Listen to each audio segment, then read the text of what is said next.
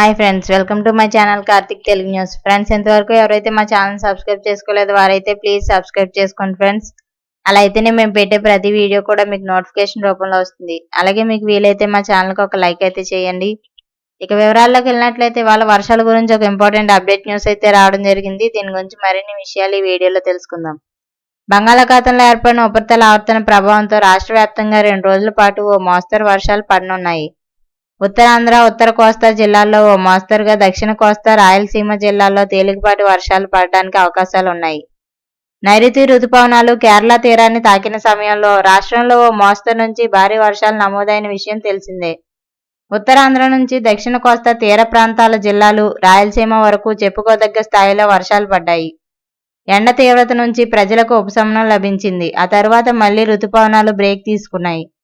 వాటి కదలికలు మందగించాయి. ఫలితంగా ఎండ తీవ్రత మళ్లీ మొదటికొచ్చింది. 40 డిగ్రీలకు పైగా ఎండ తీవ్రత కనిపించింది. వేడిగాలులు కూడా వీచాయి. ఉక్కపోతతో జనం ఉక్కిరిబిక్కిరికి గురయ్యారు.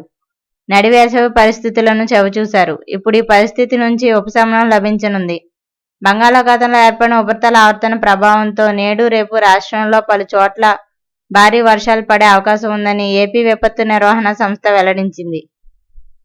ఈదురుగాలులు వేస్తాయని, అక్కడక్కడ పిడుగులు పడే అవకాశం ఉందని. ఉపరితల ఆవర్తన ప్రభావంతో నేడు శ్రీకాకుళం, విజయనగరం, పార్వతీపురం, మన్యం, అల్లూరు సీతారామరాజు, విశాఖపట్నం, అనకాపల్లి, కాకినాడ, అంబేద్కర్, కోనసీమ, తూర్పుగోదావరి, పశ్చిమ గోదావరి, ఏలూరు, ఎన్టీఆర్, కృష్ణా జిల్లాల్లో తేలికపాటి నుంచి మోస్తరు వర్షాలు కురుస్తాయని విపత్తు నిర్వహణ సంస్థ తెలిపింది. మిగతా జిల్లాలు గుంటూరు, బాపట్ల, పల్నాడు, ప్రకాశం, నెల్లూరు, కర్నూలు, నంద్యాల, అనంతపురం, శ్రీ సత్యసాయి, పుట్టపర్తి, తిరుపతి, చిత్తూరు, కడప, అన్నమయ్య, రాయచోటి జిల్లాల్లో అక్కడక్కడ తేలికపాటి వర్షాలు కురిసే అవకాశం ఉంది. ఉరుములు మెరుపులతో కూడిన వర్షపాతం నమోదు కావచ్చు. బలమైన ఈదురుగాలులు వీచే అవకాశం ఉన్నందున ప్రజలు హోర్డింగ్లు, చెట్ల కింద, శిథిలావస్థలో ఉన్న గోడలు, భవనాలు వంటి ప్రదేశాల వద్ద నిల్చోకూడదని విజ్ఞప్తి చేసింది విపత్తు నిర్వహణ సంస్థ.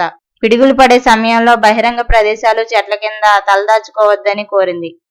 So friends, ఇది update news. Thank you friends. Thanks for watching this video. Please subscribe.